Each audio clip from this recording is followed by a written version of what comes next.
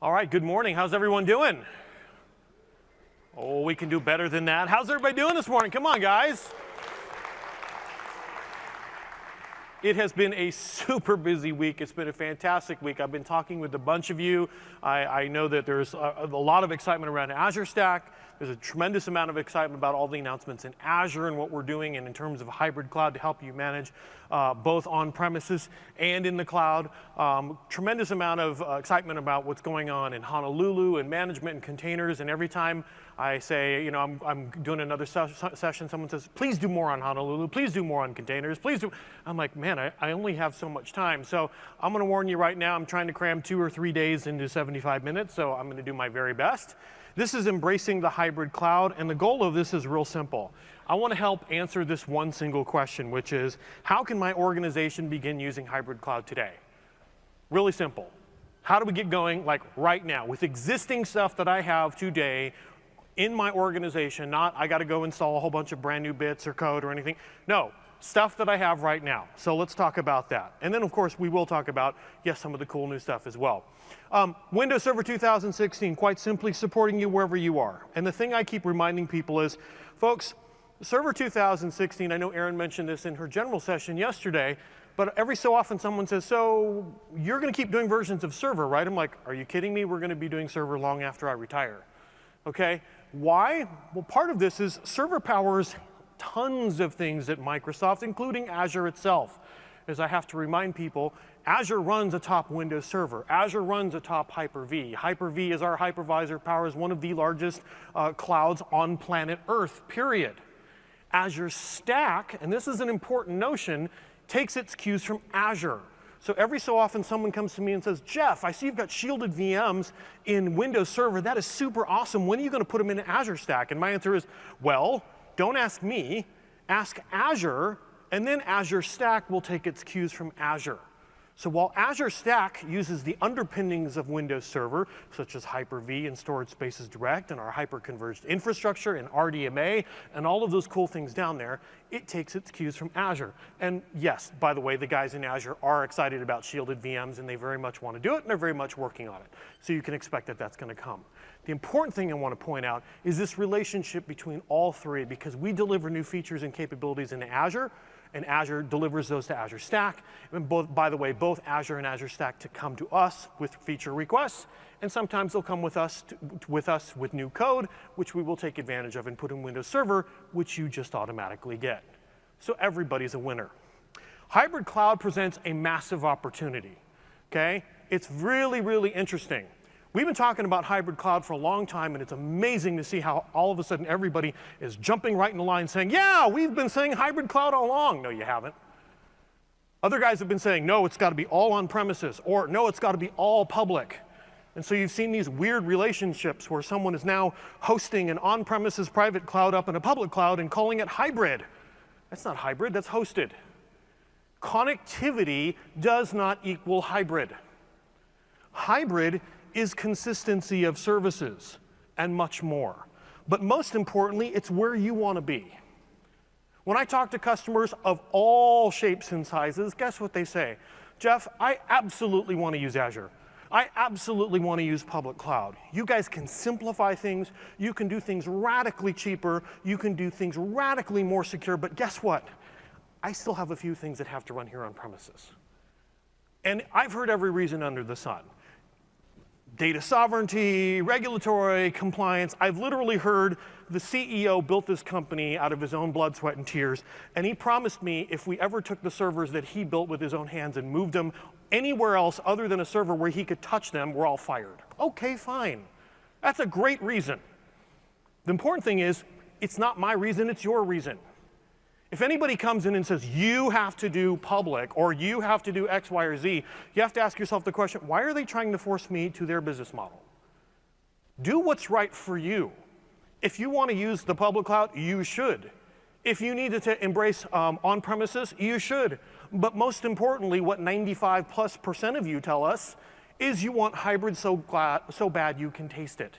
And that's what we're seeing here. 80% of enterprises see themselves operating in hybrid clouds for the foreseeable future. Enterprises have a cloud strategy up from 55% ago, from a year ago. 87% organizations are planning to integrate on-premises data centers with public cloud. Spoiler alert, yeah, we knew this. That's why our strategy going back many, many years has been hybrid first. Hybrid cloud consistency. Like I said, let's be super clear here. Connectivity is not hybrid. That is just nonsense. If that's the case, then I'm going to hold up my phone and tell you that that's a cloud too. Okay? That is ridiculous. When we mean consistency, we mean identity. I want to be able to take my identity, my AD that I'm running, that I've been managing, that I know well, that I lock down, that I secure, and I want to give you a great experience so that when you go and use our organization's capabilities up in Azure, guess what? You carry that identity with you. I can manage that with you. I can secure it. I can do all those things, and my organization retains control wherever the data resides, because at the end of the day, it's your data. Management and security. There's a lot of bad guys out there.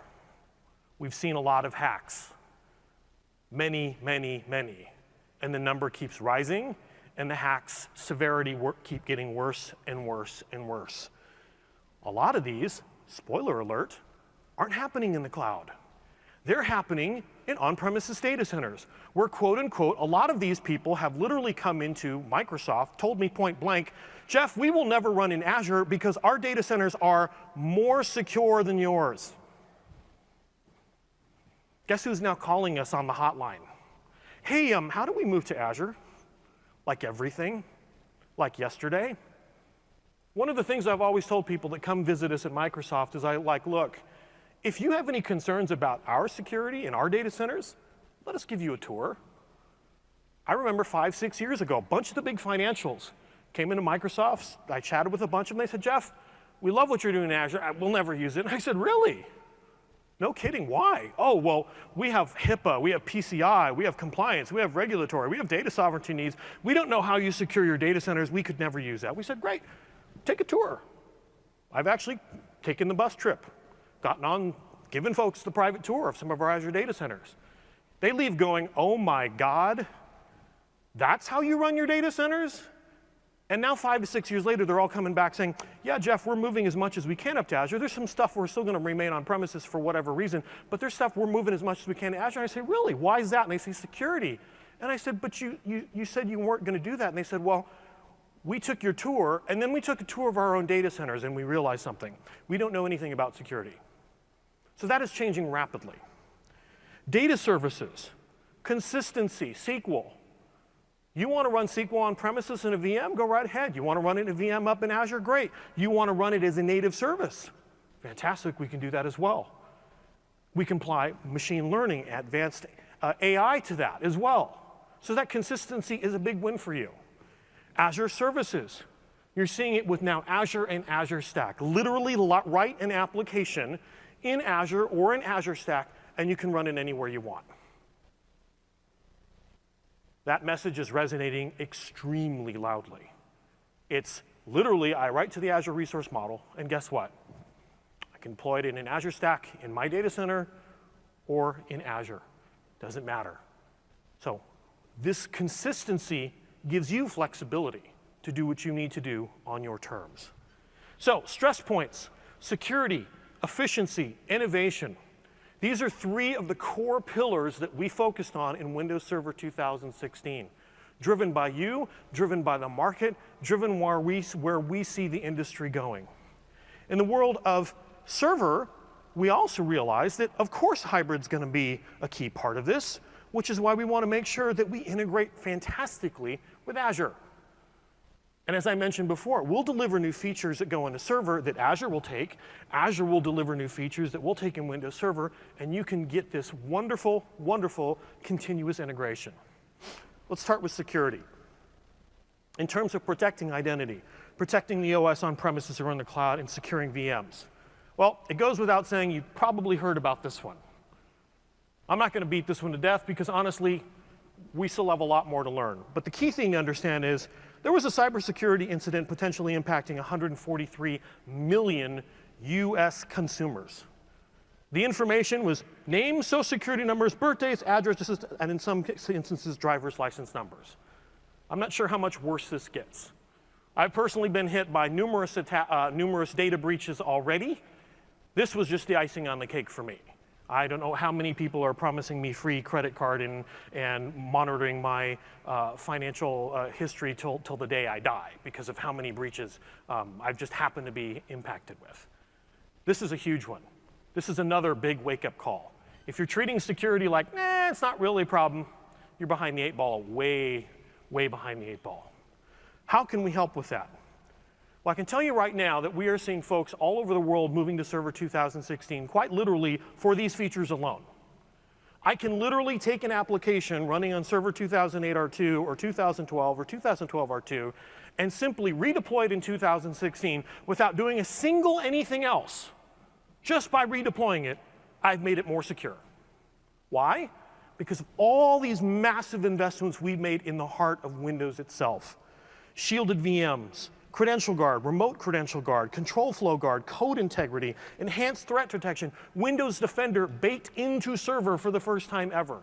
Literally by doing nothing else but replatforming in Server 2016, I've helped protect you and given you numerous new layers of protection. Shielded VMs goes without saying. There is quite literally nothing like it in the industry. I can tell you I've been spending a lot of time talking with a lot of government agencies, financials, and healthcare, and when I explain to them that a shielded VM is literally an encrypted black box, this VM, when I take this VM and I say, it will only run on this rack of servers at jeffwoolsey.com, and if this VM is copied and tries to run anywhere else, it will not because it's an encrypted black box. I have their attention. Because there is no platform on earth that does this. Only Windows Server 2016 Hyper-V shielded VMs. And today, that supports Windows. Next release, and in the Insider Preview release already for the next semi-annual channel release, we have support for Linux VMs now. So now we can shield your Windows and your Linux VMs. It literally becomes an encrypted black box. So these are just a few of the many security enhancements in 2016. But now if we couple it with Azure for hybrid, there is so much more we can do to help secure both what's running on premises and running in the cloud using Azure together. We can continually assess the security of your workloads, create policy-driven recommendations, and enable rapid deployment of security controls. Things that, yeah, sure, you can do this stuff on premises. It's not really easy. Part of this is making some of this stuff easy that's been available on premises, and we're lighting up the services for you. You could do some of this stuff. You could spend weeks and months setting up new hardware, installing new software, trying to create the policy, trying to create the configuration, trying to set up your own best practices, or you could literally log into Azure and use our security center where we're building those for you, based on our own best practices, based on our own machine learning, based on our own data analytics that we're already doing in the cloud, and you just get to use. So do you really want to do all of that, good luck building all that policy, or would you rather like to be the one actually enforcing that policy and getting things done? So a good example of this is to limit exposure and brute force attacks with just-in-time administration. This is a feature we built in the Server 2016, just-in-time. Guess what? Azure's using it to provide just-in-time RDP and just-in-time SSH. So what this means is, upon a user request that, I need to go in and do some RDP management, guess what? Based on RBAC, okay, Security Center will decide whether to grant access, and you get 3 hours. You get 3 hours to log in your changes, and by the way, this automatically privileges and deprivileges you. After 3 hours, if you haven't completed what you're done, sorry, you're deprivileged now. This is the way administration should work. You should not be logged in as admin 24/7, 365. You should only be logged in as admin when you need to make an administrative change. So just in time, already baked in Azure for you. We put this in the platform, they're lighting it up in Azure. Another example, prioritize recommendations to help you secure your workloads. For example, here's just a list of a whole bunch of workloads running, and look at the recommendations. We've looked at these for you and said, oh, wait a minute. This VM, this top VM, needs to enable the VM agent. We have some VMs where we need to install endpoint protection. We've got a SQL database where we need to install transparent data encryption. How many of you have this insight into your workloads on premises without using Azure or some other tool that you probably spent months and weeks to get configured? This is just literally lit up there in Azure for you right now. And you can start securing and running your organization better. And I literally click on this, and it takes me right to the information, tells me exactly what it is, gives me links if I want to know further about how the technology works and what it's doing. And literally, there's an on and off switch. Just does this for you. Think about what we're doing to help better secure your organization. And then for partners, we know that a lot of you are going to say, look, I love my F5. I love my firewall. I love this network appliance. I know how to manage my F5 on premises. We got a bunch of these. Okay? Or I like my checkpoint tools, or my Trend Micro, or my Imperva Secure Sphere. I really like those tools, and I know how to use them. If I go up to Azure, I don't want to not use those. Okay, well, guess what? We've got those too. The Azure Marketplace is rich with third-party solutions, and we're constantly adding more. So if I need to deploy a security solution from a partner and automatically integrate, here's another perfect example. I need to add a web application firewall. All right, guess what? Let's click on it. Let's create a new web application firewall. What would you like? Would you like one from Barracuda? Would you like your F5? Would you like Imperva? Guess what? You manage these. If you're managing these on premises and hardware, you're going to feel right at home managing them running up in Azure. So again, we're not trying to make you feel uncomfortable or changing something. We're like, no, guess what? The things that you're using on premises already probably exist here in the Azure Marketplace. And more importantly, I didn't have to go build this thing from scratch. It was already there waiting for me, already pre-configured by the folks at F5. All right? So now I enable it, and guess what? Here, it talks about what it's going to do. It's designed as a pre-configured service within the Azure Security Center. So guess what? It's baked right into the GUI. All right? It actually gives you all the information you need to know, and if you want, there's hyperlinks to tell you more to take you right to F5. And I literally select my deployment model and click Create. Couple clicks, there we go. How easy is it for you to deploy a web firewall in your organization today? Wouldn't you like to be able to do that with just a couple clicks? How about monitoring and managing partner security solutions?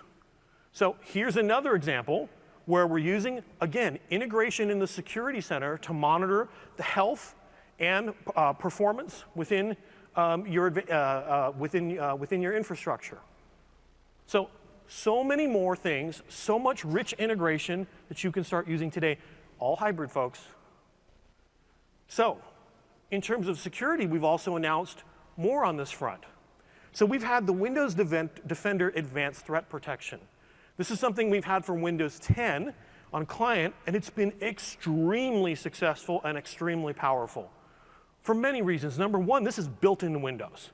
So this is one of the reasons why we're seeing people not only upgrade to server for the security features in server, but also in Windows, of course, because we share that common kernel. Well, in Windows, Defender ATP is literally built right in. And we built Defender into Server 2016. It was our first release to actually include Defender baked into Windows Server as well. This is behavior-based. This is cloud-powered. We're using machine learning. We're using data analytics. We're seeing trends literally around the world. We can see as malware is moving from, hey, this is moving from Eastern Europe across the continent into Western Europe. We can see how it's literally moving. We can put mitigations into effect. We can upgrade your Defender antivirus. And by the way, you see all of this in your console.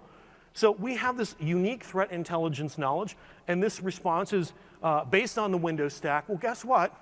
We're now adding this to Windows Server as well. So this advanced threat protection that we're doing in the cloud, now supporting Server 2012 R2 and later as well. So we're taking what we've learned from client, and we're adding even more and enabling server. So very excited to bring, again, more of this hybrid cloud intelligence into server. Of course, a key part of this I've talked about is consistent identity. Windows Server, Active Directory, pretty much the standard. Who doesn't use Active Directory in their infrastructure? Well, of course, we have Azure AD, and honestly, I've lost track of how many millions, if not billions, of folks are using Azure AD right now. We've taken the standard to Azure, and it is being massively adopted there. Well, what we want to make sure is we provide a fantastic hybrid capability. And there are a lot of reasons to do this. Number one, to help better secure your organization. When a customer, when a new person joins your organization, what do? Well, you give them their role, you give them an ID and Active Directory. You give them permissions, you give them privileges, you give them access to resources. Okay? When they leave the company sometime down the road, hopefully they have a nice long career with your organization. 10 years later, they leave, they retire. Guess what? You turn off their account. And you sleep well at night because you know that, guess what? All of those resources on premises, guess what? They no longer have access to because it was all managed through AD. In the cloud, what is that like? In the cloud, it's a very different world. Because now we live in this mobile-first, this cloud-first reality, and we've got all sorts of different devices being used, and we have lots of different challenges here. We've got the challenges of data breaches, things like super weak passwords, like say, password, okay? You've got admins that use passwords like admin, see Equifax. You've got shadow IT, where folks are basically saying, look, my IT isn't giving me what I need fast enough, so I'm just going to go and enable some of my own resources and start to provision my own stuff because that's faster if I do that. And at the same time, IT is being challenged with, oh, by the way, your budget, yeah, we're giving you not much more than you had last year. So we need you to do a lot. We're not going to give you many resources, but we need you to do it. Oh, by the way, we need you to do it faster, too. So lots of different challenges pushing in different directions. And the current reality looks like this. I got stuff on premises. I've got all sorts of devices. I got phones. I got tablets. I got iPads. I got Surfaces. I got Android devices. And I've got AD on premises. And by the way, what services am I using? Is it Azure? Is it Dynamics? Is it Concur? Is it Box? Is it SAP? Is it Office 365? Is it Salesforce? See, it was one thing when you were managing ID and you were managing access to resources on premises, and it was greatly under your control. It's a different thing when that control goes outside of the organization, and all of a sudden you have people accessing who knows what and who knows where in the cloud. You still want control of that.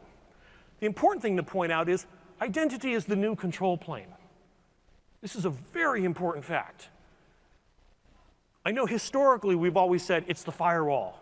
Make sure you've got a fantastic firewall. And I've literally talked to customers that have spent tens of millions of dollars on firewalls. I'm like, you spent how much? Don't get me wrong, firewalls are important. I'm not saying that. You got to have your firewall, of course. But let's be clear here. That's not how the bad guys are getting in your organization. I'm not going to go brute force attack a firewall. Jeez Louise, no. I'm going to do spear phishing attacks. I'm going to spend a few minutes doing a little research on your organization, find out your org chart, and write up some carefully crafted email, and I'll be inside your organization in no time. So you can spend all the time you want on your firewall. I'm going to attack human nature. I'm going to attack identity. I'm going to spoof someone's internal identity, elevate my privileges, and then do all sorts of bad things inside your organization. That's how I'm really going to do it. But we can pretend it's all about the firewall if you want. It's not the case. It's about identity, and it's about managing it not only on premises, but also in hybrid and in the cloud. And so what we're talking about with Azure AD as the control plane is it means now you've got your on-premises, you've got your cloud resources. And let's be clear here. I'm not saying don't use them. We all need them. There's some valuable cloud resources like our own Office 365. But Salesforce, we know tons of people love Salesforce and SAP and all sorts of things out there. Great. You need it for your organization to grow. You need it for whatever reason you need. But you should have access to those resources. The important thing is that Azure AD in the middle provides you this single way to manage those, simple connectivity, and gives you self-service and single sign-on. Set up your Azure AD, synchronize your on-premises AD with Azure, and guess what? Now you can use those other resources safely and sanely. And by the way, when that person does leave your organization 10 years down the road and you disable their AD account, It also disables all of their cloud resources as well. You don't have to have that thought of, oh my gosh, hey, Tim left the company 2 months ago, and I just realized he had a whole bunch of things in the cloud. Across multiple clouds, across multiple resource providers, did we turn everything off? Does he still have access to some of our company resources? Are we still generating bills for things that he may have been doing in tests that we don't even know about? You don't need to worry about that anymore, as long as you use Azure AD to synchronize that. Another thing to point out is the single sign-on to any app means things like, of course, Windows Server AD, things that are running on premises up to Azure, but it means those third-party SaaS apps. I've already mentioned things like Salesforce and Box and Office 365 and others. It also can mean your own web apps using the Azure Active Directory application proxy. And then it also can mean your own custom integrated apps. So if you've written your own stuff and you're saying, well, how do I deal with that? No, it's all AD, folks. We got you covered. So your own integrated custom apps can take advantage of all this as well. It also gives you the ability to lift and shift apps and make it easier to migrate up to Azure if you decide to do that. So you've got a traditional app that's using Windows Server AD on premises, and it's using, Curb, NTLM, LDAP, group policy, those things. But with Azure AD, guess what? It can actually help, and I can use my domain controller for lift and shift scenarios as well and maintain that consistency. So one of the things I wanted to do just really quickly was let's simply walk through what this process looks like to sync your on-premises AD with Azure AD. So here I am. And I'm actually on Windows Server 2012 R2. I'm going into my Active Directory users and computers here, one sec. And this is a real simple domain controller. You're not going to see thousands of users here. There's just a few of us. The point is I want to show you, here are my users. All right. The thing I want to do is I want to sync these users that I have on premises, on my on-premises AD, up with Azure AD, and show you what that actually gives me in terms of using applications up in Azure and so much more. So let's go ahead, and I'm going to go ahead and close this. Okay, so you guys have seen that. And let's head on over here, and we're going to run Azure AD Connect. So Azure AD Connect, very simple wizard. You're going to see we're literally going to walk a few clicks through the Azure AD Connect wizard, and we'll be done. First thing I want to point out, what is it actually doing? So this is connecting your on-premises and online directories. And it's literally, we're going to walk you through the whole thing. We're going to guide you through selecting the solution. We're going to install the identity sync on the DC. And we're going to verify the integration of both on-premises and online. So we're going to make sure that all of this, literally, we walk through the whole process and this all just works. All right, so let's go ahead and click on these license terms. We all know about that. Done that a million times. We're going to click on continue, and we're going to go with express settings. Now, out of the box, the express settings fit the vast majority of most customers we work with. We know it doesn't hit everybody, but this is for a single AD forest. And here's what we're going to do. We're going to configure the synchronization of identities in the current AD forest. We're going to configure the password sync from on-premises to Azure. We're going to start the sync. We're going to sync all the attributes, and we're going to enable auto upgrade.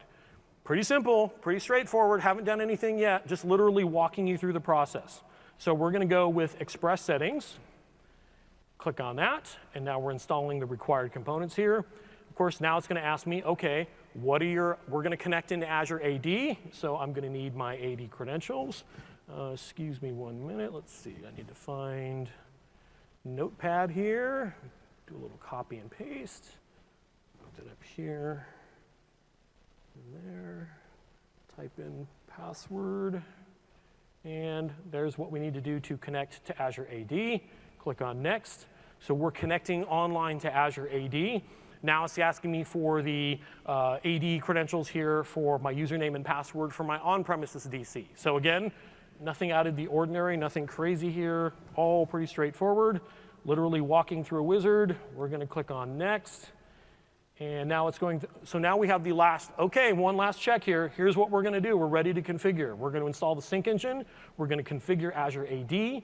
We're going to configure the connector. We're going to enable password sync. We're going to enable auto upgrade.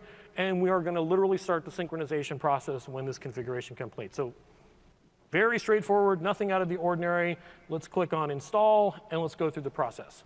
So right now, yeah, let's go ahead and close that. And we're going to start the synchronization service. We are configuring this.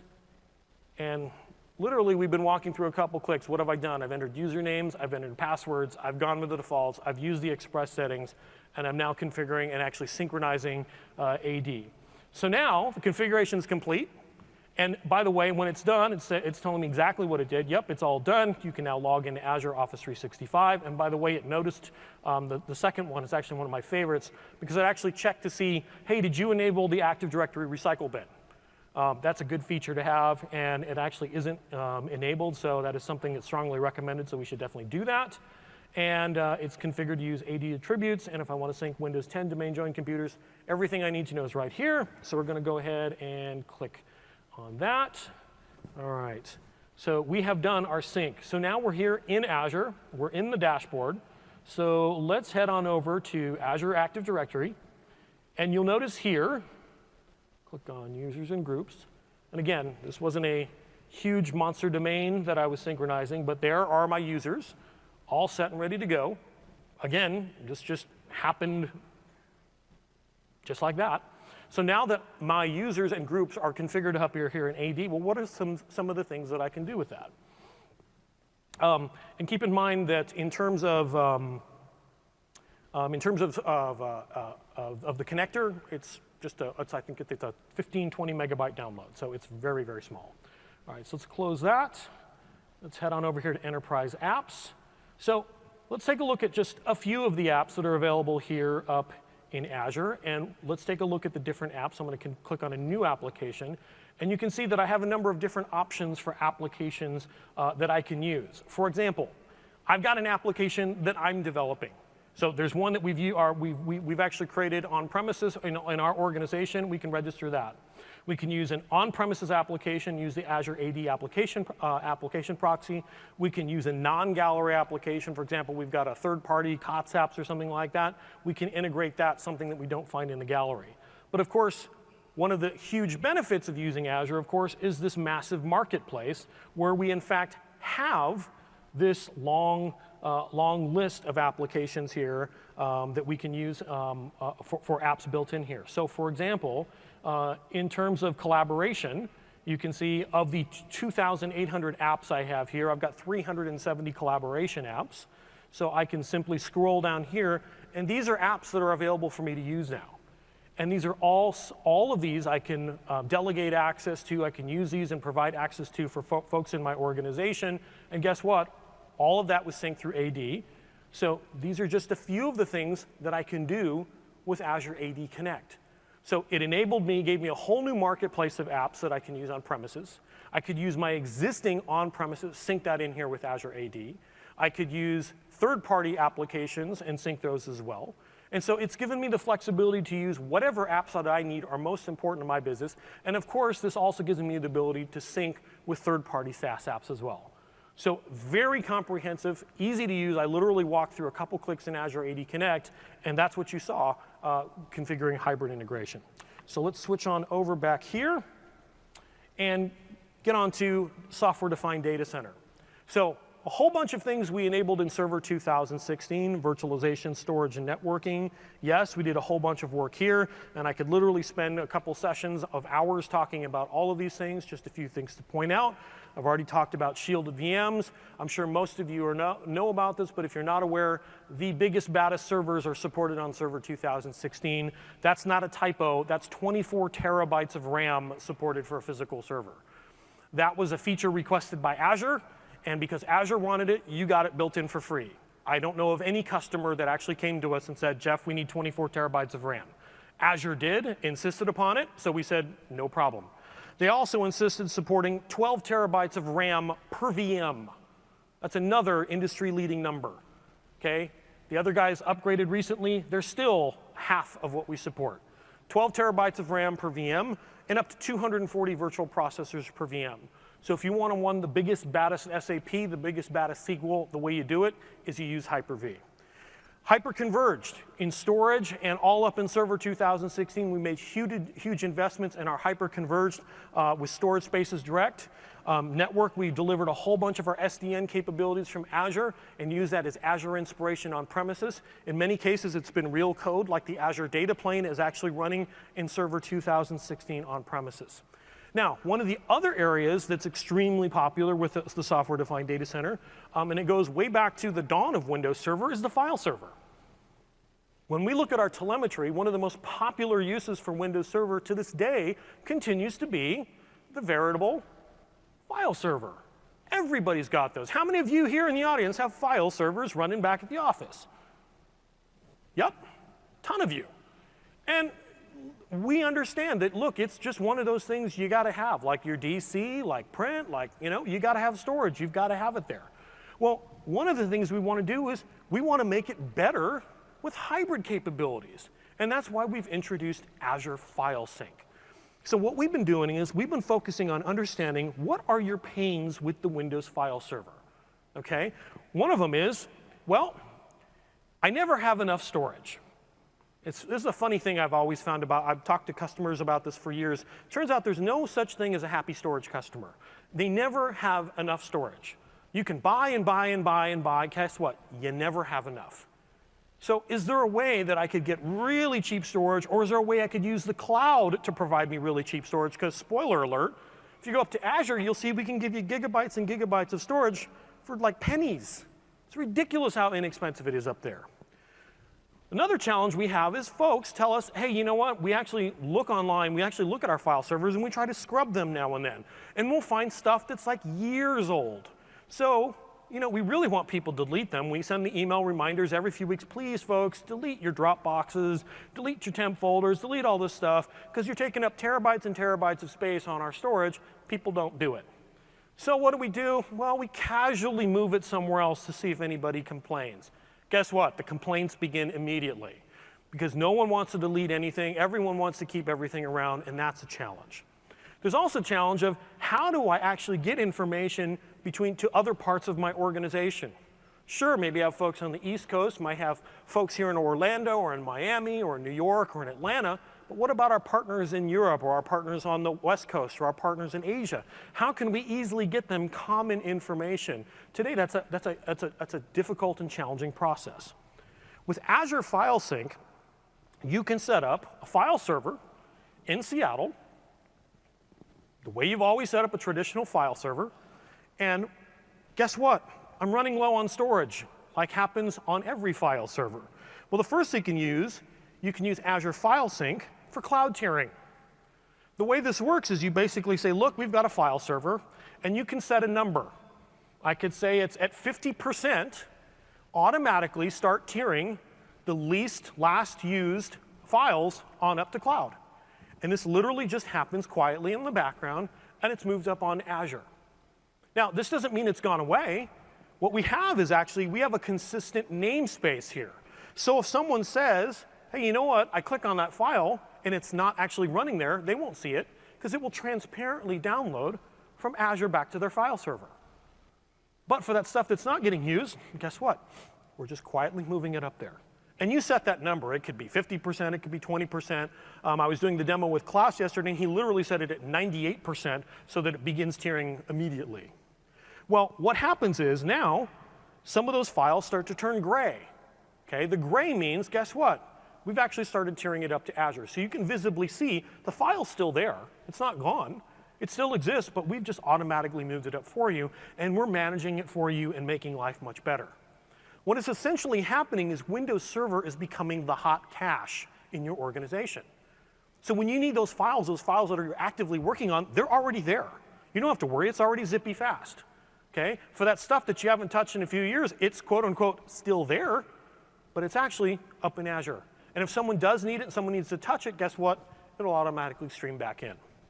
Now, let's say I need to set up a new site in New York. I set up a branch office. Guess what? We use multi-site sync. I literally set up a file server in New York and say, hey, by the way, sync up to that file share, and guess what?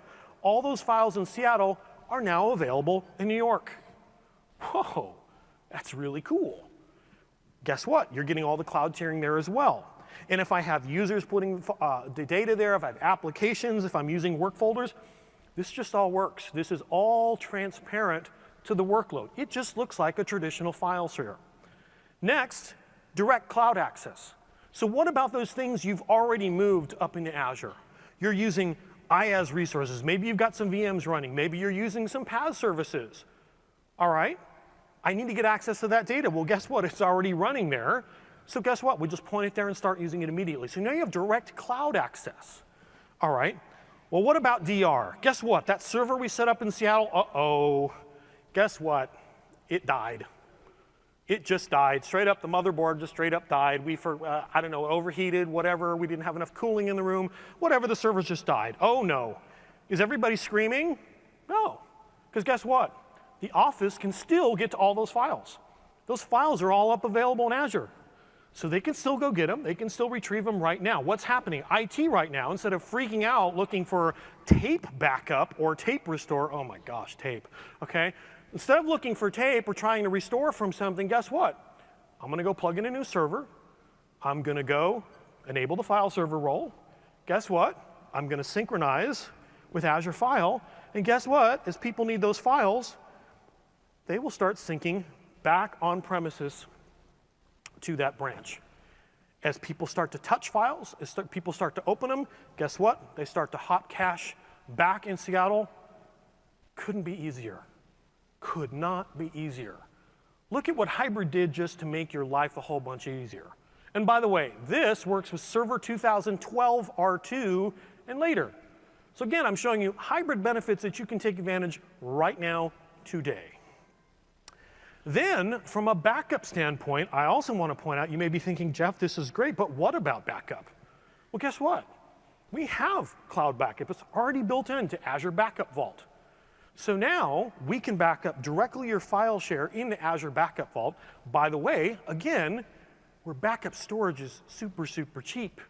Pennies and pennies and pennies. We're not talking the pain of trying to manage this with tape. No, we're doing all of this as a backup vault, as an Azure service.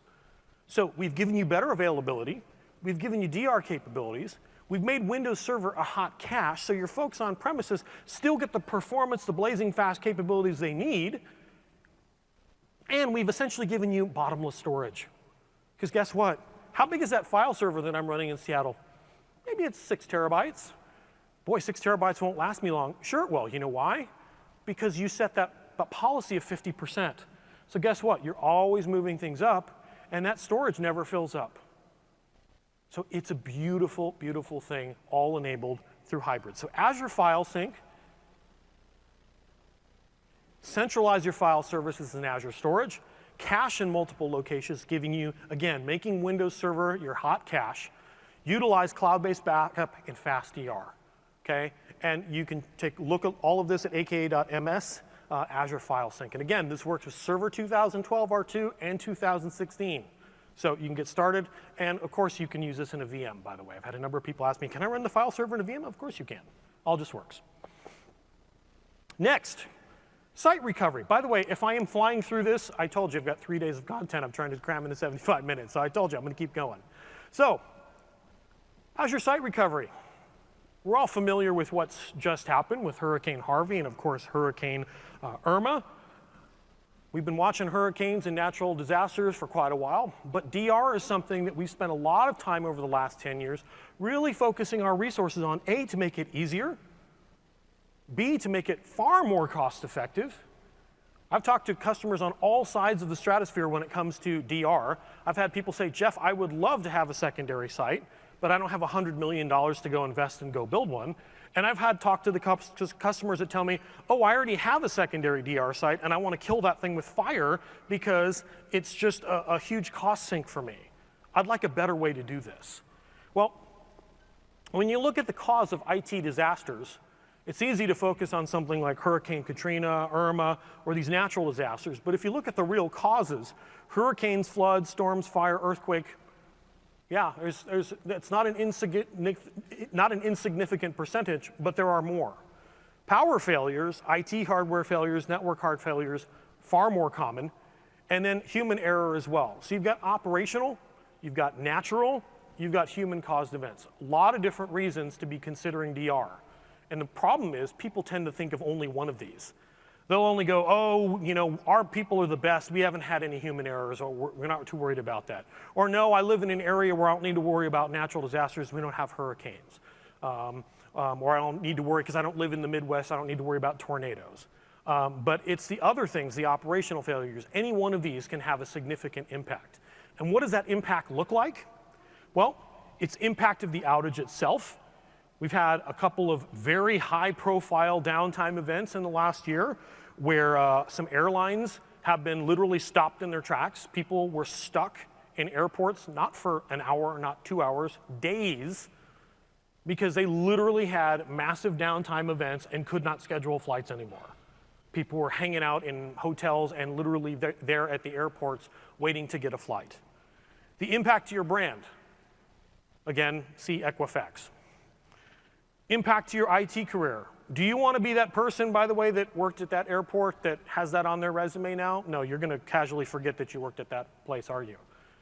If you're working at a large corporation that's having one of these large outages, you're probably going to try and pretend that didn't happen or pretend that you weren't there at the time, because that's something, can be a major blight on your IT career. So the challenges of implementing business continuity are cost. When I've talked to people in the past about doing disaster recovery, it's always been, yes, Jeff, we really want to do it, but it's insanely expensive. Because you've got to have a SAN here, you've got to have the same exact SAN here, and then after you've paid crazy sums of money for that, you've got to buy some replication software that's crazy expensive. So cost is really hard. There's the data center cost, there's the resource cost, there's the hardware cost, and by the time you put them all together, you put it in the, that's the nice to have, we'll get to that someday category, and it never happens. There's the complexity, which is, if you've ever set up replication, super challenging. You usually bring in someone with a PhD in it. Just managing the networks alone can drive you mad. But it's managing all of those resources, configuring runbooks, doing the end-to-end story there, and coverage and compliance. How do you make sure you're actually doing DR for the right resources? You know, I don't need to replicate my print servers. AD, sure. Certificates, yeah. Critical resources, yeah. How do you identify that? What's that process look like? So it's important to understand that we've done a tremendous amount of work in Azure Site Recovery to make that easier. And in fact, what we're seeing, this was just reported last week, we're seeing this trend. Backup and replication are moving to the cloud. For folks that are doing backup, they're literally going, they're doing the cost analysis going, it is far cheaper for me to back up to the cloud, because A, the storage cost is just so much cheaper. But all of the operational costs and not having to, and recovery is much, much faster and much, much easier. Replication, the same thing. Those companies that said, oh yeah, I've got multiple secondary sites going, oh no, I can retire those and use Azure as my target. That's the way I want to go. So when you think about business continuity, you have to think about, well, there's HA running in your data center. So when your applications have a failure, you can continue to run on a second instance. You've got DR when your site has a catastrophic failure and run them in Azure or a secondary data center. And there's also backup, which is, oh, my data is lost, my data is corrupted, how do I restore from it? The thing I want to point out is the secondary one, disaster recovery. With Azure Site Recovery, we want to make sure that we can provide you a comprehensive solution that, again, is taking the best of hybrid to make your life better, your organization better, and protect your org. So for example, if I'm using Hyper-V, and I'm using Virtual Machine Manager, and I'm running on premises, yeah, I've got this thing clustered already, and if I want to replicate from my Site 1 to my Site 2, guess what? I can use Azure Site Recovery to manage all of that. If I have physical, or if I have VMware, and I want to replicate from Site 1 to my Site 2 that, again, I own, well, we can use Azure Site Recovery to manage all of that and orchestrate all of that and use our runbooks to provide a consistent experience for all of your resources.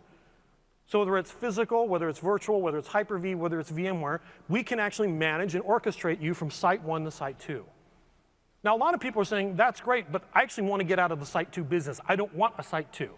That thing costs me a lot of money, and honestly, I use it very rarely. Sure, I may have had a disaster once in 20 years. But when I look at 20-year costs and running this thing in millions of dollars over 20 years, I would rather invest that in Azure and doing things and taking advantage of new services and taking my organization forward while still providing the insurance policy of Azure. So we can also do site to Azure. Here, it can be VMware, it can be Hyper-V, it can be physical. So all of those same resources, migrate those up to Azure, and Azure becomes your replication target. Now again, runbooks, all of that, that's all available. And in fact, I can even go from AWS to Azure as well. Because there are folks that have said, you know what? Maybe I do have a multi-cloud strategy for some of my most, critical infrastructure. We can do that as well. And by the way, we can replicate between Azure. So for example, I'd like an Azure region running in Western United States to go to Western Europe, or to Australia, or to Asia. So talk about the amount of flexibility you're getting. How many of you are able to do this today with your infrastructure? You know, think about the flexibility we're enabling. So I would love to be able to demo this, but literally from a time perspective, I went through my demo before and I'm not going to be able to do it in hit time. So there are demos of this all over Channel 9 and on YouTube, so please take a look at Azure Site Recovery. I also want to point out the Azure Hybrid Use benefit for Windows Server, that if you're using software assurance, you can get some massive benefits with the Azure Hybrid Use benefit. You get to up to 2 virtual machines for each on-premises license. You can learn more just by doing a search for the Azure Hybrid Use benefit. If you have software assurance, you literally already have this. This is a major benefit. You can save big time cash, up to 40% savings and up to 82% savings with Azure Reserved VM instances. Literally, most of the people in this room, there's a very good chance that most of you already have SA. You already have this and you don't know about it. You can get insane savings on using Azure VM instances right now. So please, talk to your folks that handle your license in your organization and ask them about the Azure Hybrid Use benefit, because most of you probably already have this. All right. Finally, we get to modern remote management. So what does this have to do with hybrid? Oh, it has a lot to do with hybrid, because we know that Windows Server is quite literally everywhere. It's on premises, it's on VMware, it's on Hyper-V, it's in AWS, it's in Azure, it's quite literally everywhere. And one of the challenges we've had for the longest time is through the organic growth of Windows Server, its management has grown organically with it. And what I mean by that is, if you're used to managing Windows Server, what do you normally see? You see Task Manager. I need to go check out my CPU utilization, my memory utilization, and more. If I want to dig in further, I can go in here and check out Resource Monitor. I can dive into individual settings here and get even more granular information. I can go into the Performance Monitor, check my performance counters. I can go into things like even system information, where I can get firmware versions, BIOS information, Device Manager, Command Prompt, PowerShell, Server Manager. Here's where I enable roles, I disable roles. That's all here in the Server Manager. I can go into my networking settings and configure networking settings. Disk Manager, which looks quite familiar if you've been using Server for a long time or Windows for a long time. This looks very familiar to what we delivered back in Windows NT 3.5.1. Not much has actually changed here. Then you have things like security. So if I want to take a look at my event viewer and take a look at my security logs, I'm going to do that through the event viewer. We get to, of course, the registry editor, Windows Update, and finally, of course, you're going to add directories. You're going to go to File Explorer. You're going to add files, delete files, and things like that. And of course, if you actually want to manage a role like Hyper-V, you've installed the Hyper-V Manager. That's a mouthful. The point here is Windows Server has grown for many years because of its fantastic use cases. Yes, everybody wants to use it for AD. People want to use it for file. People want to use it for Hyper-V. People want to use it for storage and storage spaces direct. But what it meant is we've added these consoles over the years. Well, now we want to take this opportunity as people are deploying it in more places and more locations, not just on premises, but in Azure IaaS, in AWS, in VMware. We want to make sure that we provide a modern remote management experience. And so for that, I'm going to switch on over here.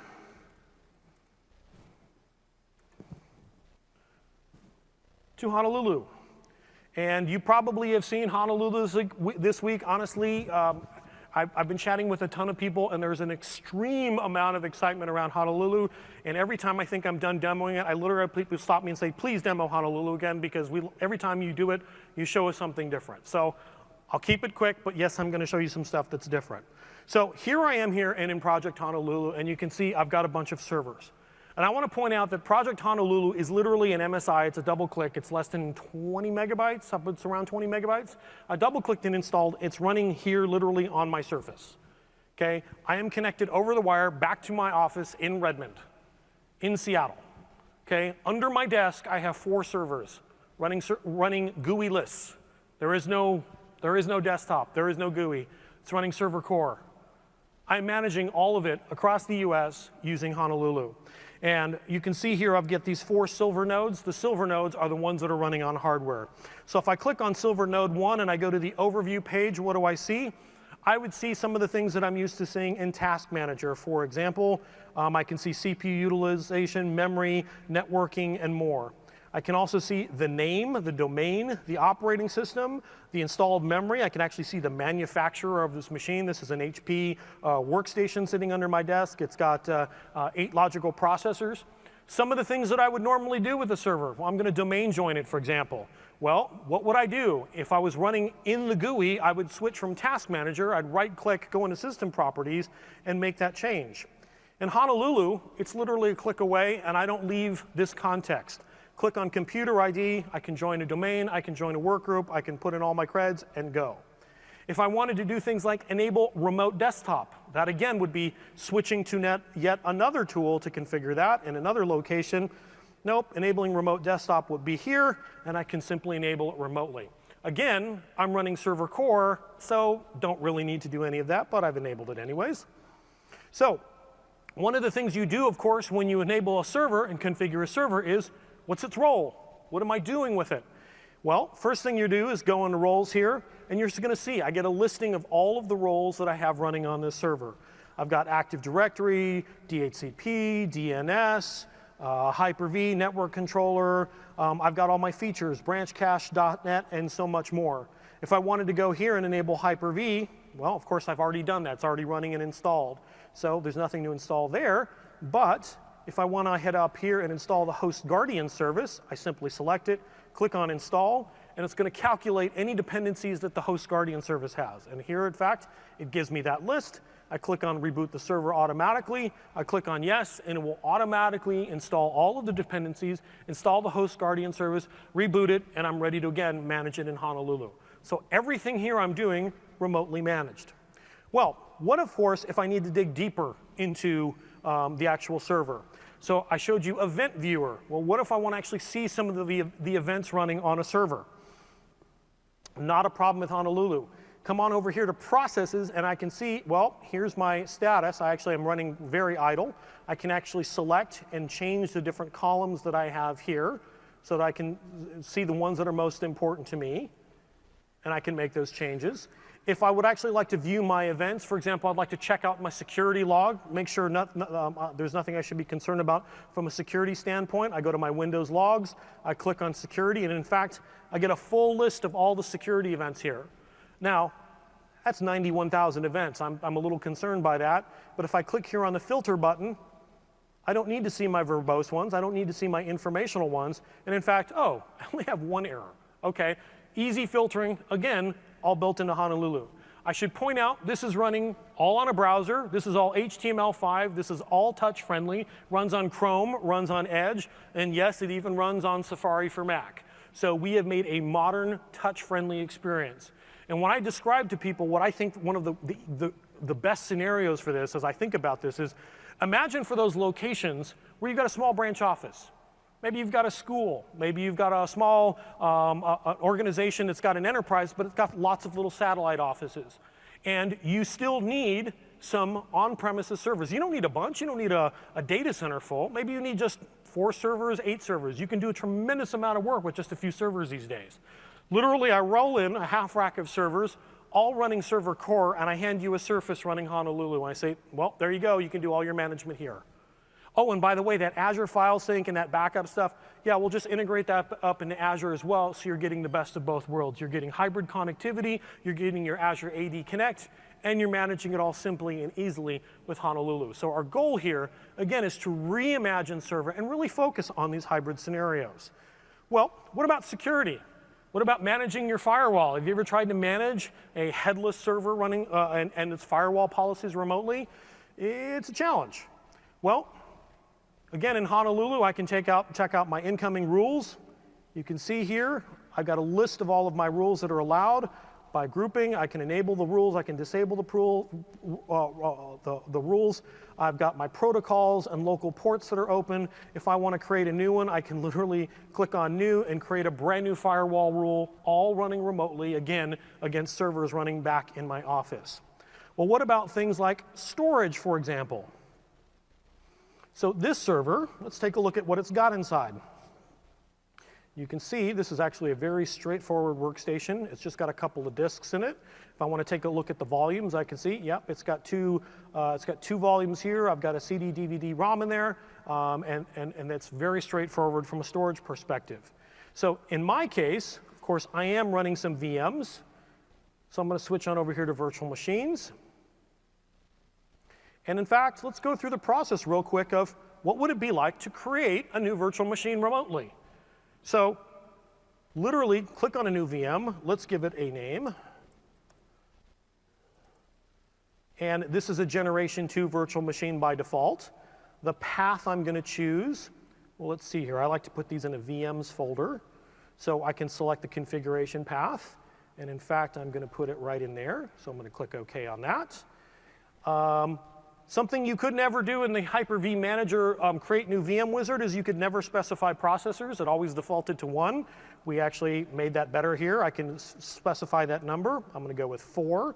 And in fact, I'm going to go with 4 gigs of memory. If I wanted to configure dynamic memory, I could. I'm going to configure the network.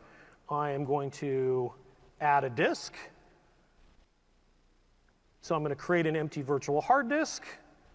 Oh, now I can install an operating system. So I could choose to install the OS later, so I'd create a blank VM. I can install it from an ISO, or I could actually do a PXE boot over the network. In my case, I'm going to actually go with the ISO. I'm going to browse on over here to my ISO folder. And it's updating that for me. And in here, I have an ISO folder.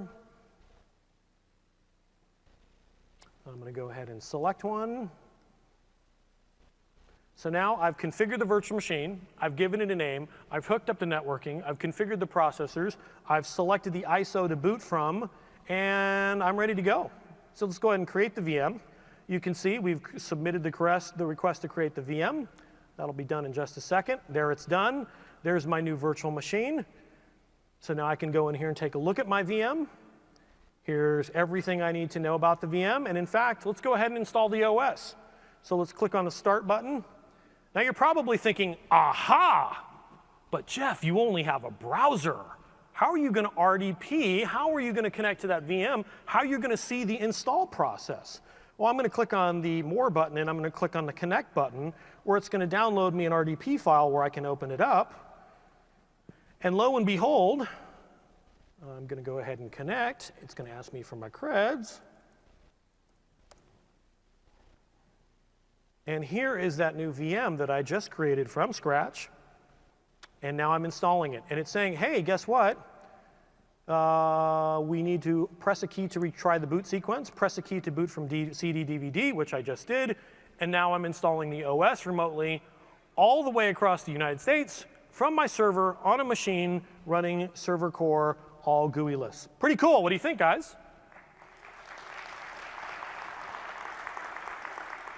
And again, the goal here is this can all be done remotely. And by the way, how many agents did I install on the host? None. This is all agentless. So one of the top questions I keep getting asked is, Jeff, how far can I manage back? So let me explain what that means. So you'll notice up in here, we actually have a couple of installed solutions. The one I'm showing you right now is called Server Manager, because what does it do? it really does and subsumes the roles of the things that we used to do in Server Manager, like adding roles, configuring features and things like that, configuring the registry, and so many new things, honestly, that you couldn't even do before. We also have Failover Cluster Manager. So if I clicked on that, I can log into a failover cluster and manage the failover the cluster manager. The other one we have is a third option called Hyper-Converged Cluster Manager. So with the hyper-converged now, all of a sudden, remember those 4 servers I talked about rolling in, or the 8 servers I rolled in, whatever. Now I can configure all of those as a hyper-converged infrastructure with compute, storage, and networking, and I can all manage it holistically. All of those resources in one view. Everything I've been showing you in here in Server Manager is to manage an individual server. So we're giving you both. In the past, we've had the server management tools, the RSAT tools, to manage a single server, but if you needed multi-machine management, we didn't do too much of that, and you needed to go to System Center. Here, the hyper-converged cluster management will actually manage across all of your servers and all of your resources so that you can manage your storage spaces direct. So let me go back to the question I brought up before, which is, what are the system requirements? Server Manager, I want to be very clear because there's some confusion on this. Server Manager can manage all the way back to 2012. Okay? You can manage 2012, 2012 R2, 2016, and it works best with 1709 because we've already built some new things into 1709 for Honolulu. Okay? Failover Hyper-Converged Cluster Manager, that does require 2016 and later, because the hyper-converged stuff we added to 2016, and it works best with 1709 and later because we've added a whole bunch of new hyper-converged health information into Windows Server for Honolulu in there. So that's the difference when it comes to requirements, because I've had a number of people say, oh, I heard this only works with 2016. That's not the case. Everything I've showed you here in Server Manager works all the way back to 2012, and to prove it to you, I'm going to click on this other node. My silver nodes are my hardware nodes. My green nodes are running in VMs. Those are all 2016 based. And my red nodes are all running Windows Server 2012 R2. And so, in fact, to show you that you can, in fact, manage 2012 R2, I'm going to head on over here to the roles and features. And because my colleague, Ned Pyle, will kill me if I don't show you this, I'm going to come on over here to Server Features, and I'm going to show you, look, here's SMB1 running on Server Core in 2012 R2 in a VM. Let's go ahead and remove that. So we click on the Remove button.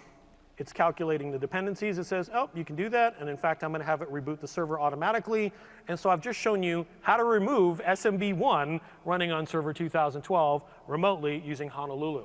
So yes, you can go all the way down to 2012. I've had a few people ask, what about 2008 R2? Not going to happen.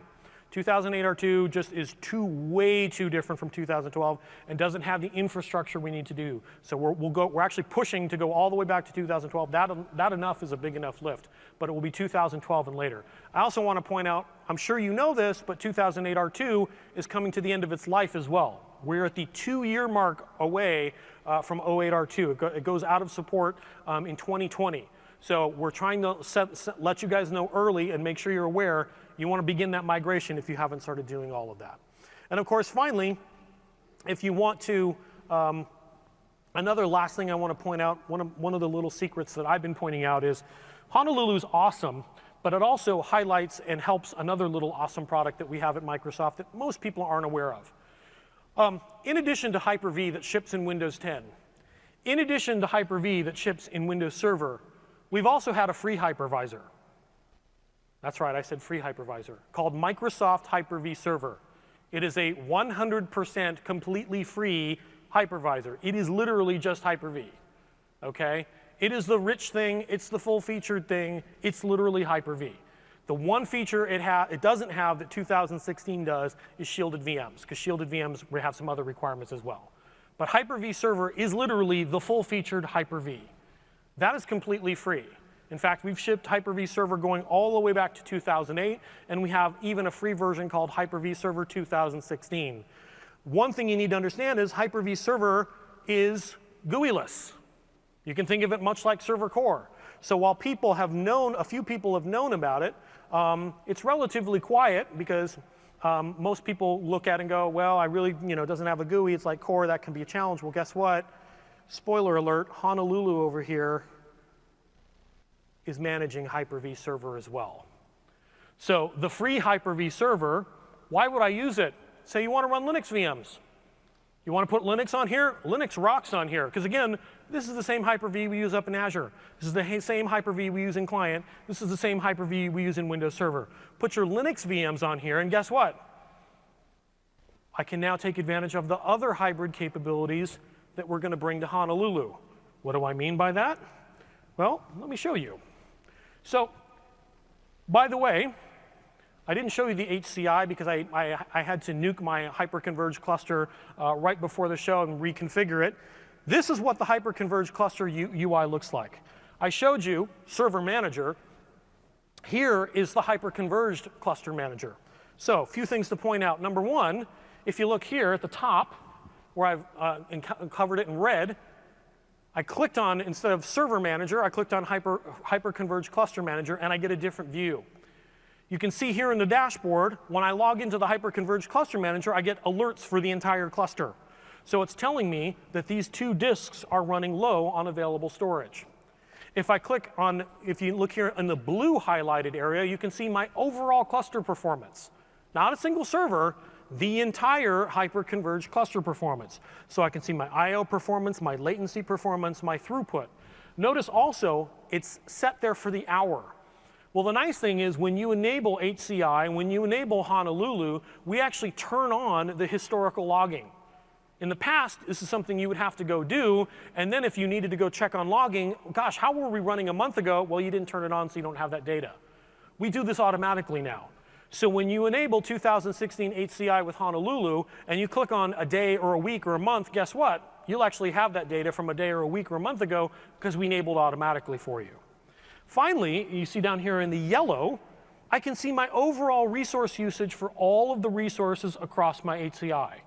So again, I'm not looking at a single server anymore. No, that's my CPU usage, my memory usage, my storage usage for across my whole HCI infrastructure. I can see, hey, usage for CPU and memory is good. Storage, 62% low, 62% of that in use of 3 terabytes. I may want to keep an eye on that. But what I'm now seeing is across the board my resource usage with Honolulu. So it's now cluster-wide. And so that's one of the awesome things that Honolulu brings to the table.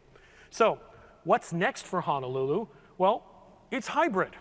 The whole point of this session, we want to enable more and more hybrid because that's what you want. And I already told you, backup and replication, we're already seeing the mass move up into the cloud. Well, what happens when Honolulu enables Azure Backup? Okay, literally right-click and say, hey, I'd like to back up these resources. Okay, log into Azure Backup. Set your Azure Backup account, your subscription, your vault, your resource group, and the location, your Azure region. Then select your backup items and schedule, system state, the schedule, how often do you want to do this, and then apply those backup settings. Done. Notice if you click the bottom, it says apply above settings to existing servers that are not using Azure Backup. So if you say, hey, you know what, I just set this up for 1 VM and I really should have set this up for all 10 of them, click on that, and guess what? It'll apply those settings across all of your VMs and begin backing them up into Azure. So that's a peek at a feature we are currently in developing with Honolulu.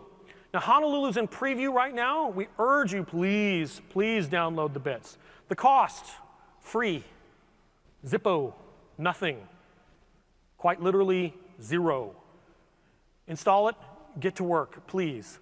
Browse using Edge, Chrome, and I already mentioned we're testing Safari on Mac as well. Installs on Server, Server 2016, Server 2012 R2, and Windows 10. I, again, have been running Honolulu off my Surface, running Windows 10 up here. The entire demo is running off Windows 10. It manages Server 2016, Server 2012 R2, Windows Server 2012. It also manages Hyper-V Server 16, 12 R2, and 12 as well. From a connectivity standpoint, does this require Azure? No. No, our goal is, look, there are cases where you, like I said before, where someone needs to have some servers running locally on premises, and you need to manage those. If Azure's there, we want to light up a whole bunch of new capabilities, like backup. But if it's not there, we still want you to be able to manage all of these things remotely and not have to worry about connectivity to Azure. Security, HTTPS, LAPS, delegation. Configuration, I've been asked many times, Jeff, do I got to enable IIS? Do I got to configure IIS? Nope, none of that. There are no agents. There's no SQL. This is all covered, built part and parcel into Honolulu. Now, the one thing I do want to point out is if you are using older versions like Server 2012 R2, Server 2012, Hyper-V Server 2012 R2, and Hyper-V Server 2012, you do need to install WMF. That's the Windows Management Framework 5.1. We do need that because the older versions don't have that version. And it's a simple download. It's like 20 megabytes. It's super easy. Positioning, real important to understand. I've had a number of people say, so how does this work in relation to System Center? Works great. It works complementary to System Center. It works complementary to OMS. OMS is going to give you machine learning, data analytics, our cloud technology to give you better intelligence. System Center is great for managing large scale. Let's be clear, with Honolulu, I'm talking about rolling in a rack, a half rack, 8 to 12 servers, maybe some more. Maybe we'll up that scale number over time. We'll see what you guys think. But if I need to manage racks and racks of servers, I need to do health monitoring on all of my apps, like my Exchange, my SQL, et cetera. System Center is absolutely the way to do that. But then you can use Honolulu to manage into those VMs and into those workloads. So they work great together. Then, of course, the feedback, please. This is critical. The team is looking for your feedback, and I can tell you the team is all over this. I sit literally with the Honolulu team. I've been logging bugs. I've been making feature requests. I go knocking on doors like every single day, and they are fantastic. Literally, I will log bugs, and a couple days later, I'll get an email, Jeff, your 10 bugs are fixed, and your 5 new feature requests are all in there. Go check it out. Fantastic. Okay? And it's literally that fast. Honolulu is a free download, and the goal here is, making it part of the preview program, is we want to give you a new build at least once a month. Okay? We'd like to be able to say, hey, we saw all your feature requests. By the way, here's the new version. Go download it. You're ready to go. And then, of course, lastly, I should point out, Honolulu is extensible. It is pluggable. So all of those icons you saw on the left-hand side, those were all extensions into Honolulu. This is all JavaScript, by the way. So we're going to make an SDK available. It's in private preview right now in alpha stage, but we're going to make it publicly available so folks can build their own plugins. What if you say, hey, Jeff, I've got a school, and guess what? I would love to deploy a few servers, manage it with Honolulu, but we've got a few additional things that we need for our school, a couple additional requirements. Right, build your own plugin right into Honolulu. You have an application for your organization that needs it, build right into it. So with that, I'm way over time. So last few things I want to point out, please understand there's a tremendous set of opportunities here with what's going on in hybrid. We are literally on this many year journey, and it's just not something that's going to happen overnight. But we are going to make all sorts of inroads and easy paths for you to move your workloads, to better secure what you have, to make you the hero for your organization. And understand something. Do you want to be just the IT pro? Do you just want to be the sysadmin? Please, you need to be more than that. You need to be more than just the virtualization admin. Okay? Back in 2003, everybody said, oh, virtualization's a fad. Nobody's going to use that in production. That's a cool thing for test dev. 10 years later, virtualization powers the world. We're using it everywhere. Same thing is happening with containers. And I'm hearing a lot of people that love their virtualization poo-pooing containers and saying, I don't need to learn containers, I know virtualization. I'm warning you now, don't make that mistake. Containers are the next 10-year journey, just like virtualization was. Please, if you want to have a long career in IT, you want containers on your resume. Most importantly, you want to be a hybrid cloud admin. You don't want to be just the virt guy. Because guess what? The virt guy is what the disk admin was 10 years ago. The guy who used to walk around changing disks in the servers because they went bad. As Jeffrey Snover likes to say, yeah, that guy's flipping burgers now. Don't want you doing that. You want to be the hybrid cloud IT admin. You want to be the one who goes back to the office and says, we are enabling Azure File Sync. We are about to get much better file synchronization right now today using our 2012 R2 file servers. You want to be the one that says, we are using Azure AD Connect, we are connecting our AD up, and we're going to provide single sign-on for our resources. These are things you can do right now, right today, with existing code and existing software you already have. So with that in mind, I want to say, guys, thank you very much. It's been a fantastic Ignite. Please join the Windows Insider programs, evaluate Honolulu, download the bits, and of course, deploy Windows Server 2016 and start kicking the tires on 1709 as well. Thank you very much, and I'll see you the rest of the show.